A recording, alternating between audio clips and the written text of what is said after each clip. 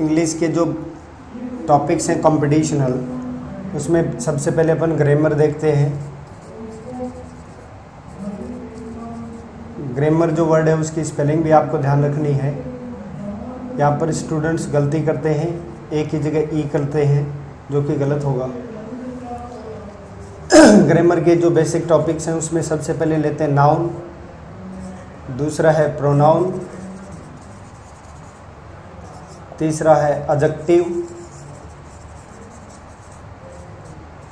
चौथा है वर्ब, पांचवा है एडवर्ब, छठा है प्रेपोजिशन, सातवां है कंजंक्शन,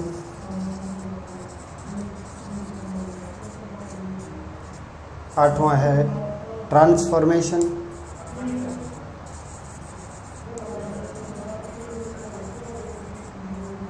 और लास्ट है analysis and synthesis.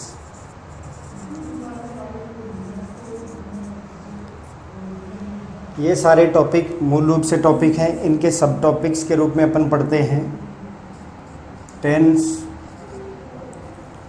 Models, articles, determiners, degrees, voice, narration,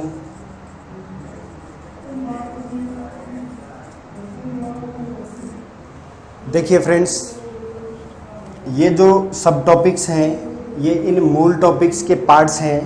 जैसे अपन देखें टेंस का कोई भी एग्जाम में क्वेश्चन आता है तो इस क्वेश्चन में वर्ब से रिलेटेड क्वेश्चन पूछे जाते हैं।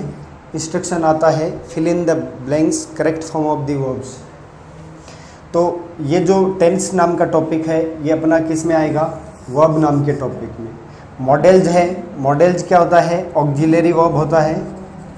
ऑक्सिलरी वर्ब के दो प्रकार होते हैं, एक तो मेन वर्ब होता है, एक ऑक्सिलरी वर्ब होता है। तो ये भी मॉडल्स भी किस में आएगा? वर्ब्स में आएगा। उसके बाद में आर्टिकल्स है और डिटरमिनर्स है, ये दोनों के दोनों एडजेक्टिव के पार्ट हैं। आर्टिकल जो है जैसे ए बॉय, इसमें बॉय नाउन है और जो नाउन को मॉडिफाई करे उसे अपन कहते हैं एडजेक्टिव, और जो नाउन को डिटरमाइन करे उसे अपन डिटरमिनर बोलते हैं, और जो नाउन की डेफिनेटनेस और इंडेफिनेटनेस को शो करे उसे अपन आर्टिकल बोलते हैं। तो मूल रूप से ये जो आर्टिकल है ये किसका टॉपिक किसका पार्ट है? एडजेक्टिव का पार्ट है। इसी प्रकार से अपन डिग्रीज है, वॉइस है, नरेशन है, ये किसके पार्ट आएंगे? ये हैं ट्रांसफॉर्मेशन के पार्ट। ट्रांसफॉर्मेशन मीन्स होता है रूपांतरण। ट्रांसफॉर्मेशन रूपांतरण। ये जो रूप वर्ड है, रूप वर्ड को इंग्लिश में बोलते हैं स्ट्रक्चर। स्ट्रक्चर मीन्स रूप। अब मैं लेता हूँ एक एग्जाम्पल वॉइस का। सिंपल सा एक सेंटेंस है, राम किल्ड रावण। राम किल्ड रावण, ये सेंटेंस जो है ये एक्टिव वॉइस का है। अपन इस सेंटेंस को पैसिवलाइज करते हैं तो पैसिवलाइज में क्या होगा? Ravan was killed by Ram. ऊपर वाले सेंटेंस का मीनिंग है राम ने रावण को मारा, नीचे वाले सेंटेंस का मीनिंग है रावण राम के द्वारा मारा गया।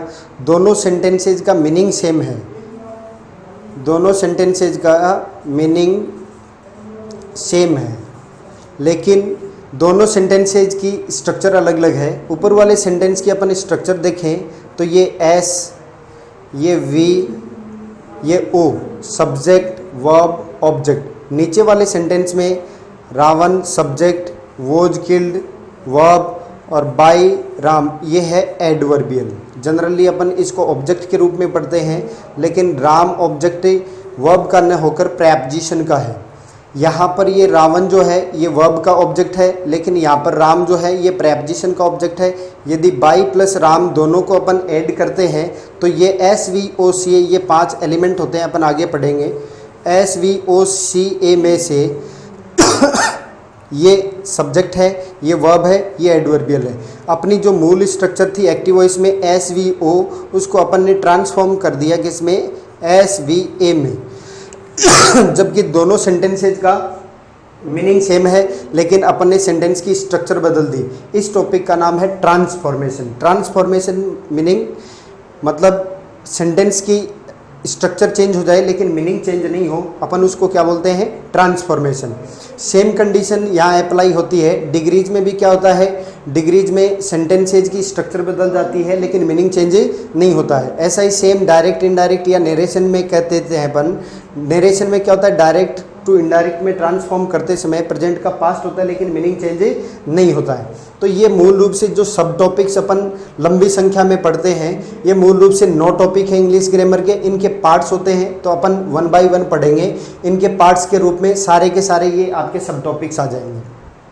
अब देखिए इनके इंग्लिश में कुछ बेसिक कंसेप्ट हैं। बेसिक कंसेप्ट अपन पढ़ते हैं, बेस से शुरू करेंगे तो आगे के सारे टॉपिक जो हैं वो आप आसानी से समझ पाएंगे और समझने में सहूलियत होगी।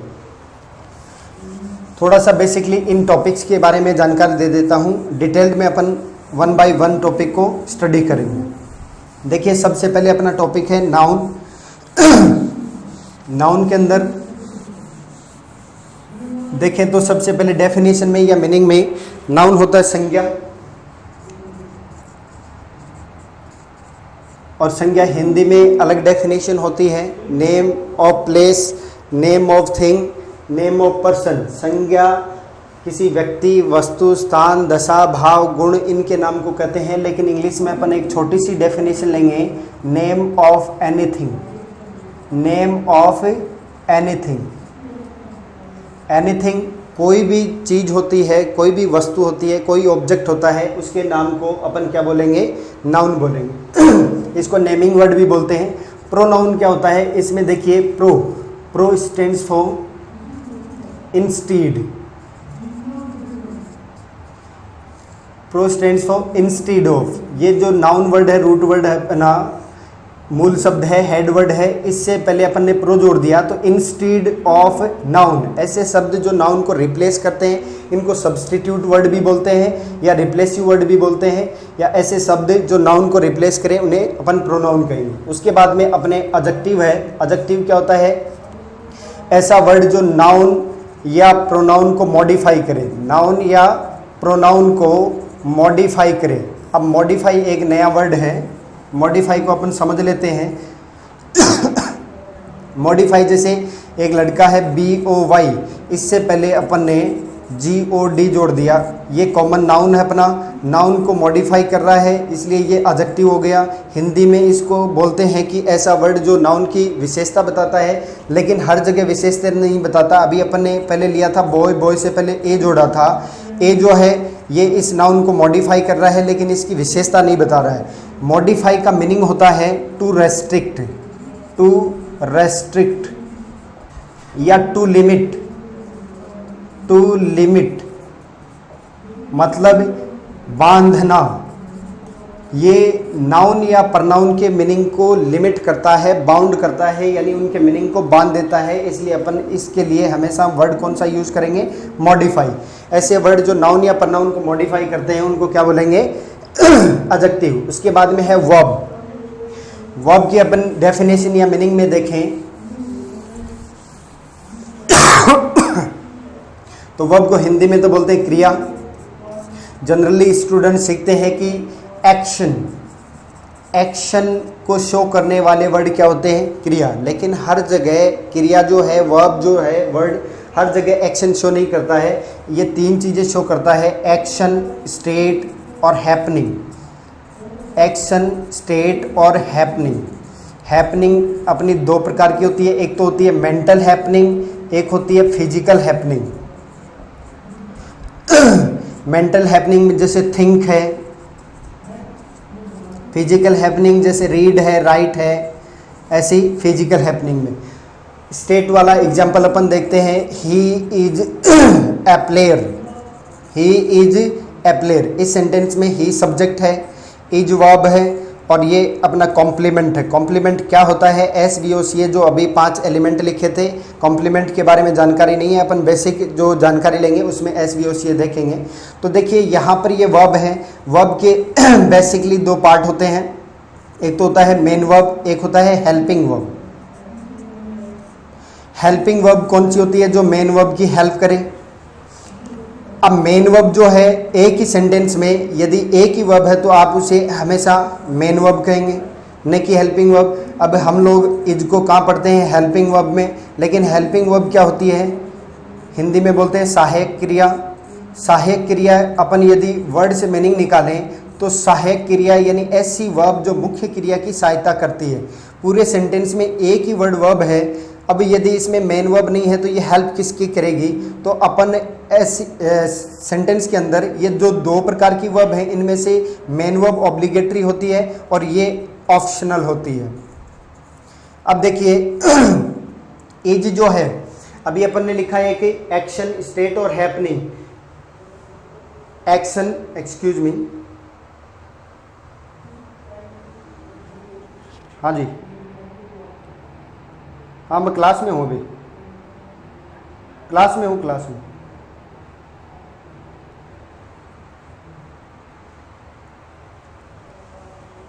हाँ तो देखिए एक्शन, एक्शन मीन्स क्रिया। यहाँ पर ही इज ए प्लेयर, यहाँ पर इज वर्ब है, वो किसी प्रकार की एक्शन को शो नहीं कर रही है। किसको शो कर रही है? स्टेट को शो कर रही है। तो स्टेट को शो करने वाला वर्ड भी क्या कहलाता है?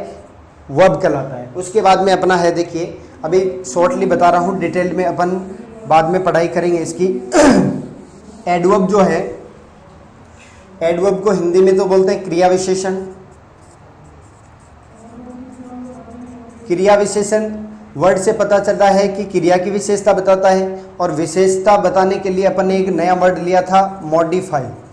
तो मॉडिफाई ये किसको करेगा? एडवर्ब। एक तो वर्ब को मॉडिफाई कर सकता है, एक एडजेक्टिव को मॉडिफाई कर सकता है, एक अनदर एडवर्ब सेंटेंस में है तो उसको भी मॉडिफाई कर सकता है। इसके अलावा और भी सेंटेंस को मॉडिफाई कर सकता है, फ्रेज को मॉडिफाई कर सकता है, वो आगे की है, अपन डिटेल में बाद में पढ़ेंगे। उसके बाद में है प्रेपोजिशन। प्रेपोजिशन क्या होता है? एक वर्ड नाउन हो सकता है, प्रोनाउन हो सकता है, इसका दूसरे वर्ड के साथ, नाउन या प्रनाउन के साथ क्या बताता है? रिलेशन क्रिएट करता है। क्या क्रिएट करता है? रिलेशन क्रिएट करता है। ऐसा वर्ड जो नाउन या प्रनाउन हो, वो दूसरी नाउन या प्रनाउन के साथ रिलेशन क्रिएट करता है, वो प्रेपोजिशन कहलाता है। उसके बाद में कंजंक्शन। इसमें कंजंक्शन में कन का मतलब होता है together. Junction means to add, to add. ऐसा वर्ड जो एक साथ ऐड करता है यानी जोड़ता है। जोड़ता किसको है? नाउन को नाउन से जोड़ सकता है, प्रोनाउन को प्रोनाउन से जोड़ सकता है, वर्ब को वर्ब से जोड़ सकता है। ऐसे अपन लंबी लिस्ट बाद में पढ़ेंगे। उसके बाद में ट्रांसफॉर्मेशन। ट्रांसफॉर्मेशन अभी थोड़ी देर पहले बताया। ट्रांसफॉर्मेशन क्या होता है? सेंटेंस का स्ट्रक्चर अपन चेंज करते हैं लेकिन मीनिंग चेंज नहीं करते हैं। We change structure without changing meaning. अब उसके बाद में है एनालिसिस एंड सिंथेसिस। एनालिसिस और सिंथेसिस में क्या होता है? एनालिसिस तो अपन पूरे सेंटेंस को अलग अलग भागों में विभाजित करते हैं, जैसे वर्ड लेवल, दूसरा है फ्रेज लेवल, तीसरा है close level. Close level 3 level से अपन पूरे सेंटेंस को पढ़ेंगे। 3 लेवल से यदि किसी सेंटेंस को अपन पढ़ लेते हैं तो उसके समझने में अपने कोई प्रॉब्लम नहीं होगी। देखिएगा वर्ड लेवल में कैटेगरी कौन सी आती है? वर्ड या तो नाउन हो सकता है, अपन किसी भी डिक्शनरी का यूज़ करते हैं तो उस वर्ड के तुरंत बाद में ब्रैकेट में एन लिखा रहता है, या PRO लिखा रहता है, या ADJ लिखा रहता है, या V लिखा रहता है, या ADV लिखा रहता है, या PREP लिखा रहता है, यानी ये वर्ड की कैटेगरी होती है। एक और बच गया आपका कंजंक्शन। ये noun, pronoun, adjective, verb, adverb, preposition, conjunction, मूल रूप से 7 कैटेगरी ऑफ वर्ड होती हैं। एक वर्ड जो है वो नाउन हो सकता है, प्रोनाउन हो सकता है, एडजेक्टिव हो सकता है, वर्ब हो सकता है, एडवर्ब हो सकता है, प्रीपोजिशन हो सकता है या कंजंक्शन हो सकता है। वो उसके फंक्शन पर डिपेंड करता है। 3 चीजें और हैं, एक तो है मीनिंग, दूसरा है फॉर्म, तीसरा फंक्शन।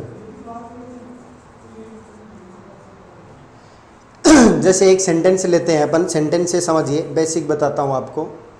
एक सेंटेंस है, कंप्यूटर इज एन इलेक्ट्रॉनिक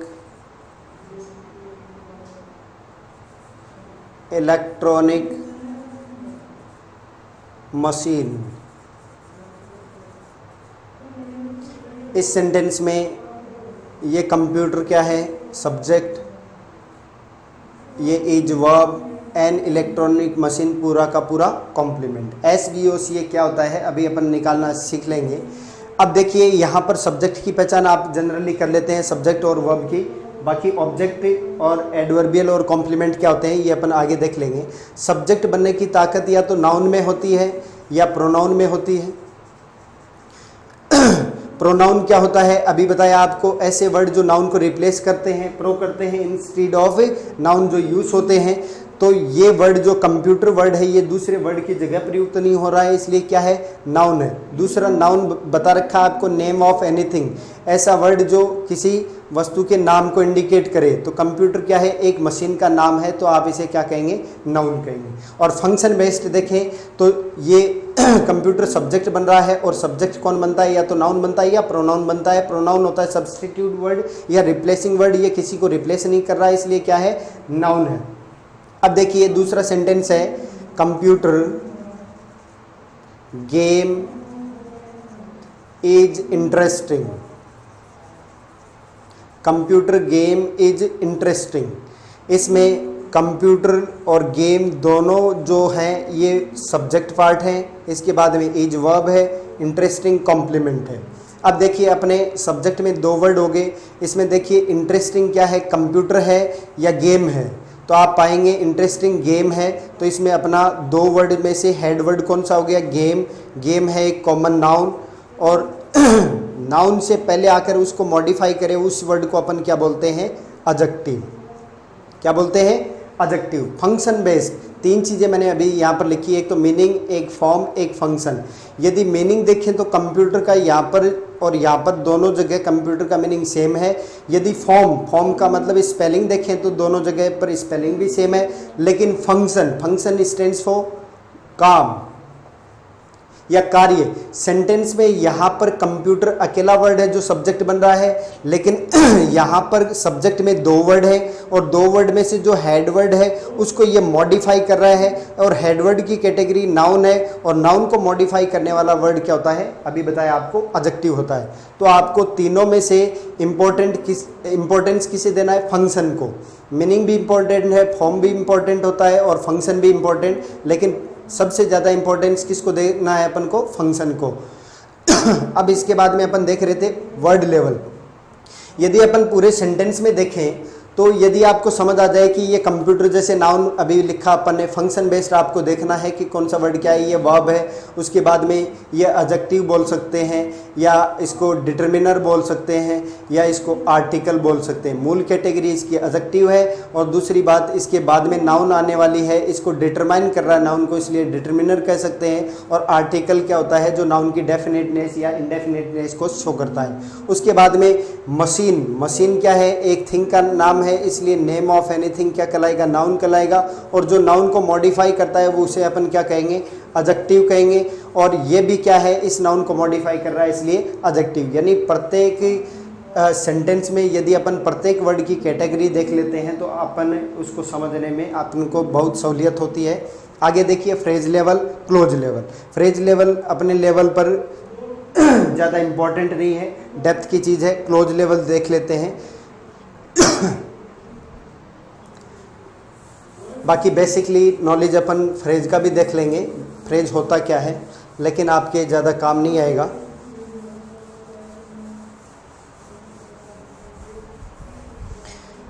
देखिए बेसिक में देखते हैं अपन।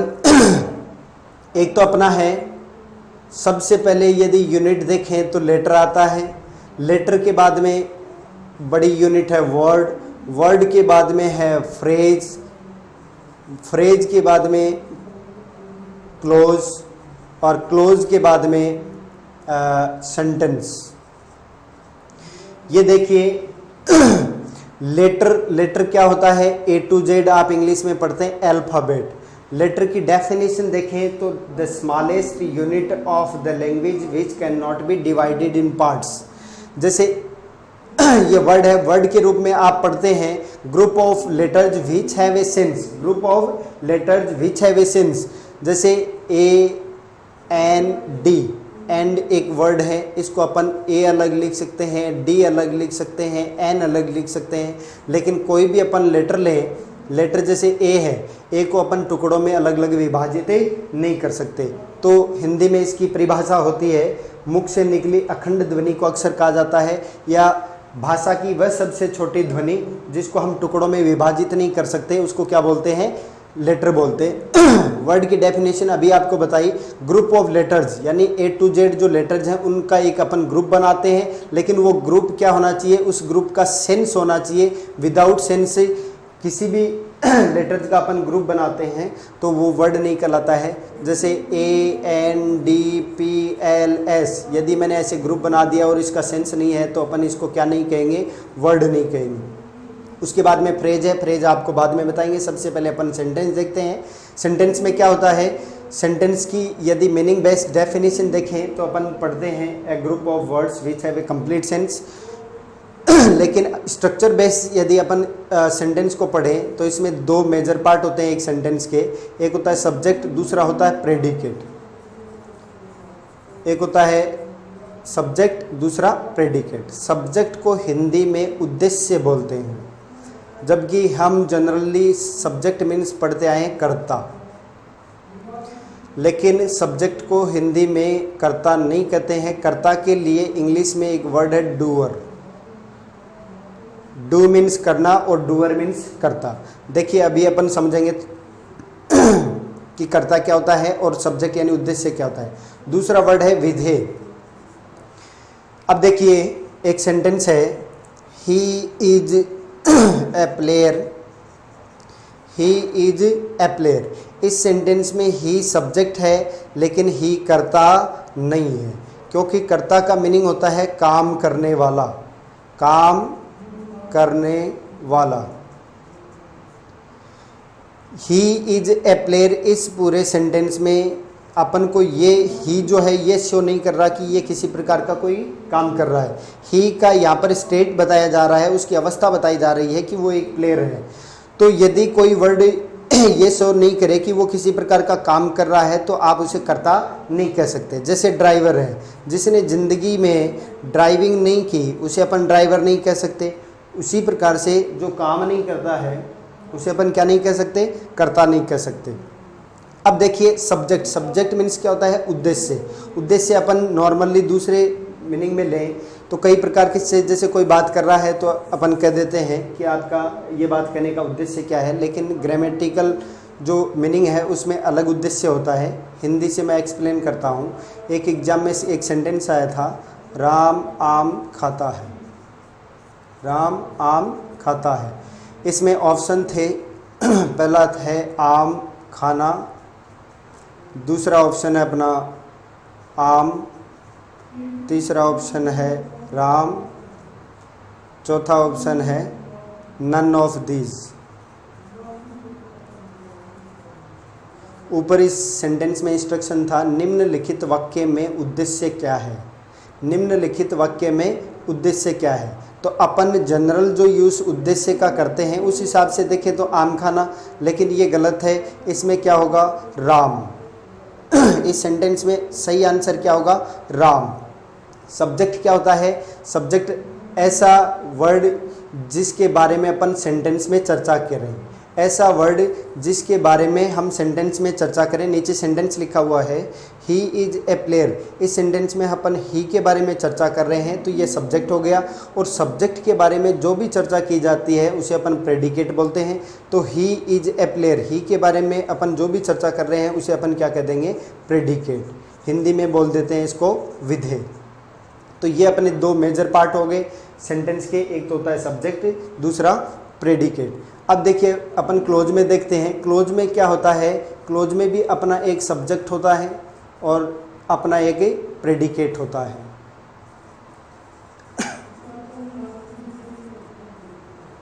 अब इन दोनों में डिफरेंस क्या है, सब्जेक्ट इसमें भी है, सब्जेक्ट इसमें भी है, प्रेडिकेट प्रेडिकेट, लेकिन यहाँ पर सेंटेंस में क्या होता है, कंप्लीट सेंस होता है। सब्जेक्ट में कंप्लीट सेंस होता है, लेकिन क्लोज के अंदर कंप्लीट सेंस हो भी सकता है और नहीं भी होता, और इसमें कंफर्म होता है। अपन देखिए एग्जाम्पल से देखते हैं, ही इज ए प्लेयर, इस सेंटेंस के अंदर ही सब्जेक्ट है, इज ए प्लेयर ये प्रेडिकेट है, और इस सेंटेंस का कंप्लीट सेंस है, इसलिए अपन इसको क्या कह सकते हैं, सेंटेंस कह सकते हैं। और इस सेंटेंस को अपन क्लोज भी कह सकते हैं, क्योंकि क्लोज के रूल को भी फॉलो कर रहा है, क्योंकि क्लोज में क्या होता है, एक सब्जेक्ट और एक प्रेडिकेट होता है। अब देखिए एक सेंटेंस और ले रहा हूं मैं, Ramesh who is a player is my friend. Ramesh who is a player is my friend, इसमें मैं कुछ पार्ट को बॉक्स में बंद कर रहा हूँ। बॉक्स के बाद देखिए रमेश इज माई फ्रेंड, इसमें रमेश सब्जेक्ट है। यदि अपन अलग सेंटेंस के रूप में पढ़ें तो Ramesh is my friend, Ramesh इसमें सब्जेक्ट है, इसका बचा हुआ पार्ट प्रेडिकेट है, क्योंकि रमेश के बारे में चर्चा कर रहे हैं। तो रमेश इज माई फ्रेंड, इसका यदि अपन मीनिंग देखेंगे या कंप्लीट सेंस देखेंगे तो कंप्लीट सेंस आ रहा है, इसलिए आप इसको क्या कह सकते हैं, इसको भी आप एक सेंटेंस कह सकते हैं। दूसरा, इस बॉक्स के अंदर बंद जो पार्ट है इसमें देखिए हु इज ए प्लेयर, इस बॉक्स वाले पार्ट में अपन किसके बारे में चर्चा कर रहे हैं, हु के बारे में। हु के बारे में क्या चर्चा कर रहे हैं, वो इसका पार्ट हो गया प्रेडिकेट। लेकिन देखिए इसका कंप्लीट सेंस नहीं है, who is a player, who is a player यानी जो एक प्लेयर है। अब ये हु कौन है ये जानकारी लेने के लिए हमें कहाँ आना पड़ेगा, रमेश, जो पिछले वर्ड पर ये इसका एंटीसीडेंट होता है, इससे पता चलता है कि ये रिलेटिव प्रोनाउन किसके लिए यूज हो रहा है। तो हु कौन है ये जानकारी लेने के लिए हमें पीछे आना पड़ा या दूसरी क्लोज पर डिपेंड होना पड़ा। कहने का मतलब इस बॉक्स वाले अंदर जो क्लोज है उसके अंदर कंप्लीट सेंस नहीं है, लेकिन इसमें क्या है, सब्जेक्ट और प्रेडिकेट है। सब्जेक्ट और प्रेडिकेट पार्ट है लेकिन कंप्लीट सेंस नहीं है, तो आप इसे सेंटेंस नहीं कह सकते हैं, लेकिन आप इसे क्या कह सकते हैं, एक क्लोज कह सकते हैं। क्योंकि क्लोज का क्या है, इसके दो पार्ट है, सब्जेक्ट और प्रेडिकेट। कंप्लीट सेंस हो या नहीं हो ये कोई जरूरी नहीं है। तो अब देखिए ऊपर वाला जो एक सेंटेंस अपन लिया था, इसमें ही इज ए प्लेयर, इसमें सब्जेक्ट और प्रेडिकेट है और इसमें ए क्लोज है। नीचे वाले सेंटेंस में यहाँ से लेकर लास्ट तक इसमें दो क्लोज है, एक तो बॉक्स के बाहर क्लोज है और दूसरा बॉक्स के अंदर क्लोज है। टोटल क्लोज इस सेंटेंस में कितनी हो गई, दो क्लोज। ऊपर वाले सेंटेंस में कितनी क्लोज हो गई, एक क्लोज। तो क्लोज और सेंटेंस में डिफरेंस क्या है, कम से कम एक सेंटेंस में एक क्लोज होती है, ऑब्लिगेटरी है, लेकिन मोर देन वन एक सेंटेंस में कितनी भी क्लोज हो सकती है। ये इन दोनों के अंदर मेजर डिफरेंस है। अब देखिए अपन समझते हैं फ्रेज। फ्रेज क्या होता है, ये इधर वाला मैं मिटा देता हूँ एक बार।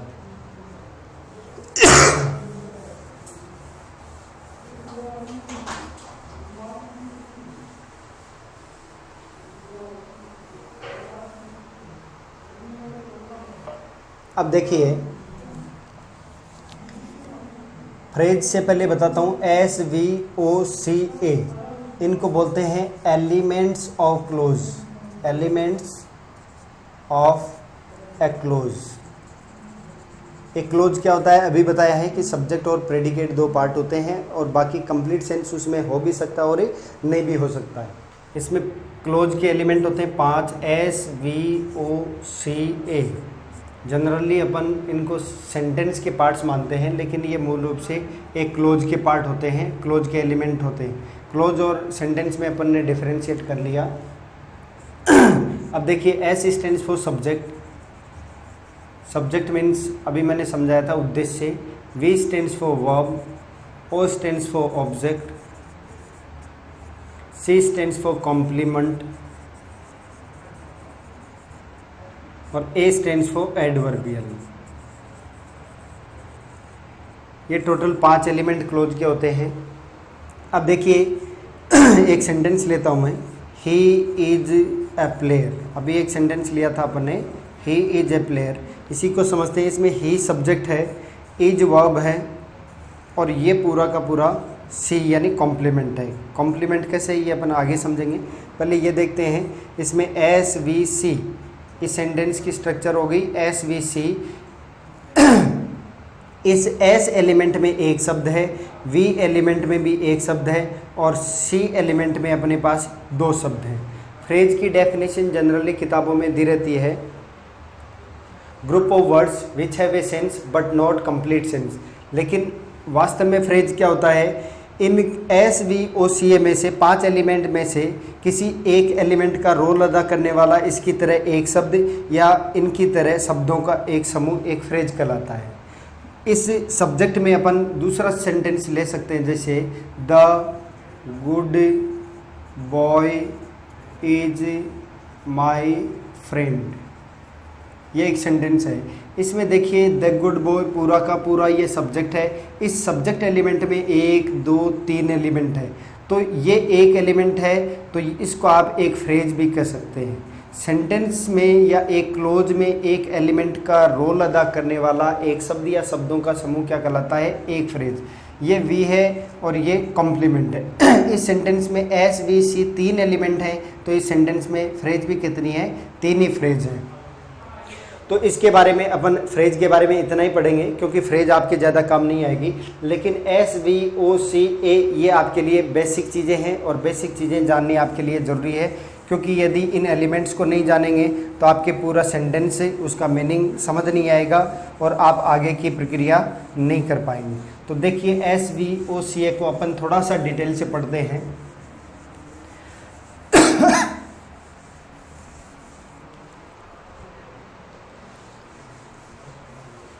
सब्जेक्ट वर्ब ऑब्जेक्ट कॉम्प्लीमेंट और एडवर्बियल में जनरली आप सब्जेक्ट और वर्ब को जानते हैं, इनकी पहचान आसानी से कर सकते हैं।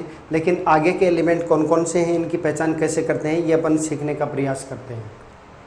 देखिए एक सेंटेंस है, we write a story.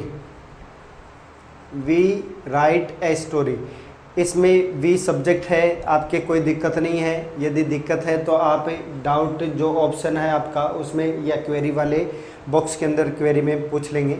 We ये राइट जो है ये इसको अपन वी मार्क करेंगे, वर्ब है। उसके बाद में ए स्टोरी है, इसको अपन ऑब्जेक्ट कहेंगे। अब यहाँ पर आपकी दिक्कत हो सकती है कि ये ऑब्जेक्ट ही क्यों है, बाकी एलिमेंट अपन ने यहाँ पर मार्क क्यों नहीं किए। तो देखिए इसकी पहचान के लिए आपको फॉर्मूला बताते हैं। एक तो है व्हाट, दूसरा है होम। यदि वर्ब जो है आप उससे व्हाट या होम से क्वेश्चन करवाते हैं, उसमें से व्हाट या होम इन दोनों में से किसी एक का आंसर देने वाली चीज़ क्या होती है, ऑब्जेक्ट होती है। सेंटेंस देखिए, वी राइट, ये ए स्टोरी किसका आंसर दे रहा है, व्हाट का आंसर दे रहा है, इसलिए अपन ने इसको क्या मार्क किया, ऑब्जेक्ट मार्क किया। दूसरा सेंटेंस देखिए, we know Ramesh. Simple simple छोटे छोटे अपन सेंटेंस लेते हैं। इसमें देखिए वी सब्जेक्ट है, नो वर्ब है, इन दोनों में कोई दिक्कत नहीं है और ये ऑब्जेक्ट है। अभी आपको बताया कि व्हाट या होम से आंसर जो निकलता है वो आपको ऑब्जेक्ट मार्क करना है। यहाँ पर आप वर्ब से क्वेश्चन क्रिएट करेंगे। वी नो ये किसका आंसर दे रहा है, होम का आंसर दे रहा है। होम और व्हाट का आंसर देने वाली चीज़ क्या होती है, ऑब्जेक्ट होती है। यदि सेंटेंस में एक ही ऑब्जेक्ट होता है तो वो हमेशा डायरेक्ट ऑब्जेक्ट होता है। ऑब्जेक्ट के अपने 2 प्रकार हैं, एक तो है डायरेक्ट ऑब्जेक्ट और दूसरा है इनडायरेक्ट ऑब्जेक्ट। इन दोनों की पहचान, यदि किसी सेंटेंस में ड्यूअल ऑब्जेक्ट हैं तो आपको कंफ्यूज नहीं हो कि डायरेक्ट कौन सा इनडायरेक्ट कौन सा है। इसके लिए मैं एक सेंटेंस लेता हूँ जिसमें ड्यूअल ऑब्जेक्ट हो। सी गिफ्टेड मी ए कार। इस सेंटेंस में सी अपना हो गया सब्जेक्ट, गिफ्टेड हो गया वर्ब, और ये दोनों अपने ऑब्जेक्ट हैं। अब इनमें से कौन सा डायरेक्ट है कौन सा इनडायरेक्ट है, इसकी पहचान के लिए आपको बताते हैं। जनरली आपके एकेडमिक में बताया जाता है कि जो सजीव है उसको अपन इनडायरेक्ट बोलते हैं और जो निर्जीव है उसको डायरेक्ट बोलते हैं, लेकिन ये लॉजिक हर जगह काम नहीं करेगा। एक सेंटेंस साथ में और ले लेते हैं। आई हिट फुटबॉल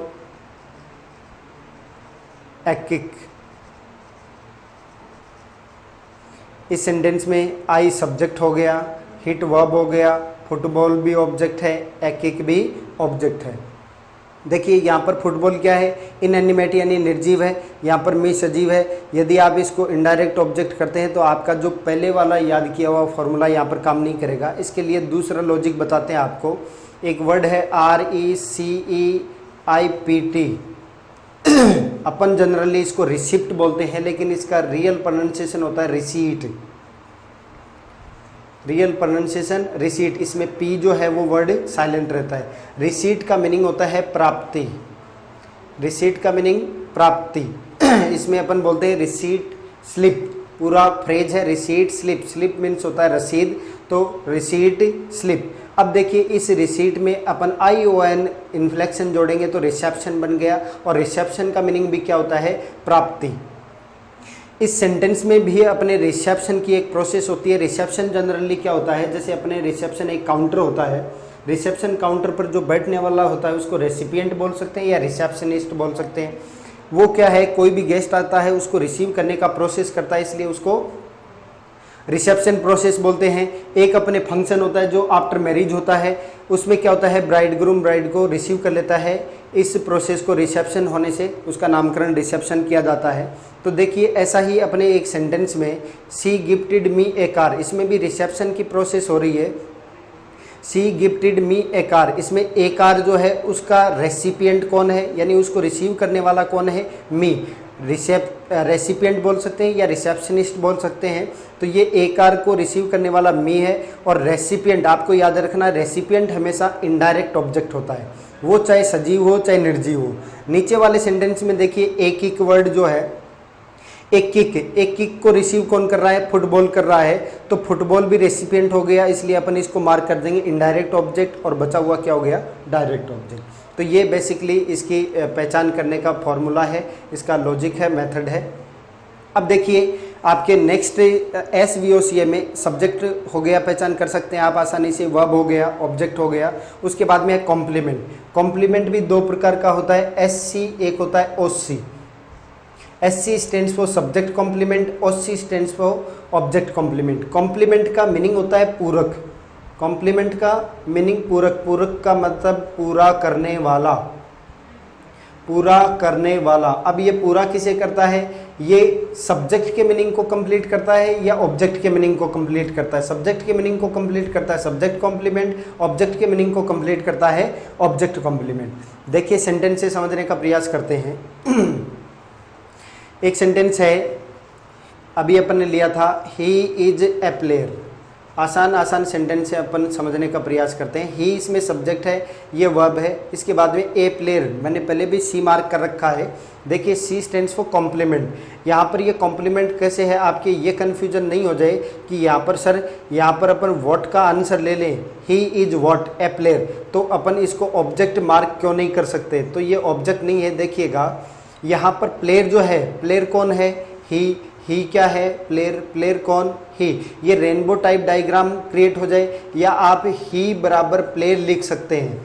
यदि आप ही बराबर प्लेयर लिख सकते हैं तो ये इसके मीनिंग को कंप्लीट कर सकता है, और ये कॉम्प्लीमेंट है। अब देखिए ऑब्जेक्ट और इसमें डिफरेंस क्या है। यहाँ पर रमेश ऑब्जेक्ट है, रमेश और वी ये दोनों सेम है नहीं है, तो अपन इसको कॉम्प्लीमेंट नहीं कह सकते, ऑब्जेक्ट कहेंगे। क्यों, क्योंकि ये होम का आंसर दे रहा है और ये यहाँ पर ए स्टोरी है, ये भी वी को कंप्लीट नहीं कर रहा है, ये दोनों समान नहीं है। और ये व्हाट का आंसर दे रहा है, व्हाट का आंसर तो ये भी दे रहा है लेकिन ये दोनों सेम है। यदि सब्जेक्ट और आगे वाला जो वर्ड है जिसे आप मार्क करने वाले हैं वो दोनों सेम हो तो आप उसे कॉम्प्लीमेंट मार्क करेंगे। और ये सब्जेक्ट के मीनिंग को कंप्लीट कर रहा है इसलिए अपन इसे सब्जेक्ट कॉम्प्लीमेंट कहेंगे। अब देखिए आपके ऑब्जेक्ट कॉम्प्लीमेंट में भी दिक्कत हो सकती है। ऑब्जेक्ट कॉम्प्लीमेंट से रिलेटेड आपके पैसिव वॉइस में क्वेश्चन पूछे जाते हैं, देखिएगा कैसे उनको सॉल्व करेंगे। एक सेंटेंस है सी अपॉइंटेड हिम कैशियर। इस सेंटेंस में सी अपना सब्जेक्ट है, अपॉइंटेड वर्ब है, हिम ऑब्जेक्ट है और ये भी देखने में आपको ऑब्जेक्ट ही नज़र आ रहा है लेकिन ये ऑब्जेक्ट नहीं है। कैसे नहीं है देखिएगा, सी अपॉइंटेड उसने अपॉइंट किया, हिम उसको, क्या, कैशियर। यहाँ पर कैशियर कौन बना, हिम क्या, कैशियर, कैशियर कौन, हिम क्या, कैशियर। वापस रेनबो टाइप डायग्राम क्रिएट हो गया। या आप हिम बराबर क्या कर सकते हैं, कैशियर कर सकते हैं। तो हिम बराबर कैशियर यानी ये और ये एक ही चीज़ है, तो ये पहले वाला तो ऑब्जेक्ट होगा, दूसरा ऑब्जेक्ट के मीनिंग को कंप्लीट कर रहा है इसलिए ऑब्जेक्ट कॉम्प्लीमेंट। अब ध्यान से देखिए जिसमें ड्यूअल ऑब्जेक्ट है या दो ऑब्जेक्ट हैं उनमें दोनों ऑब्जेक्ट क्या समान है, एक आर और मी समान नहीं है इसलिए अपन ने इनको अलग अलग ऑब्जेक्ट कर दिया। फुटबॉल और किक ये भी दोनों समान नहीं है इसलिए दोनों अलग अलग ऑब्जेक्ट हैं। लेकिन यहाँ पर हिम और कैशियर क्या है, एक ही चीज़ है इसलिए पहला तो ऑब्जेक्ट होगा, दूसरा ऑब्जेक्ट कॉम्प्लीमेंट। अब आपके पैसिव वॉइस में क्या होता है, ऐसा कोई सेंटेंस दे दिया और आपके पहले ही ऑप्शन में कैशियर से यदि स्टार्टिंग कर दी, जनरली आप क्या करते हैं ऑब्जेक्ट को सब्जेक्ट बनाते हैं, लेकिन आप यदि इसको हिम को ही से यदि स्टार्ट करते हैं, आगे का सही फॉर्मूला आप फॉलो करते हैं तो ही वाला सेंटेंस सही होगा। और यदि आपने ऑप्शन कैशियर वाला यदि चूज कर लिया तो आपका 100% गलत हो जाएगा। क्यों, क्योंकि ये ऑब्जेक्ट कॉम्प्लीमेंट है और ऑब्जेक्ट कॉम्प्लीमेंट से कभी भी पैसिव की स्टार्टिंग नहीं कर सकते। अब ये हो गए आपके एक तो हो गया सब्जेक्ट, एक हो गया वर्ब, तीसरा ऑब्जेक्ट, चौथा कॉम्प्लीमेंट, बचा हुआ एडवर्बियल। अब यदि आप चार को जानते हैं तो पांचवें एडवर्बियल एलिमेंट को समझने में आपको कोई दिक्कत नहीं होगी।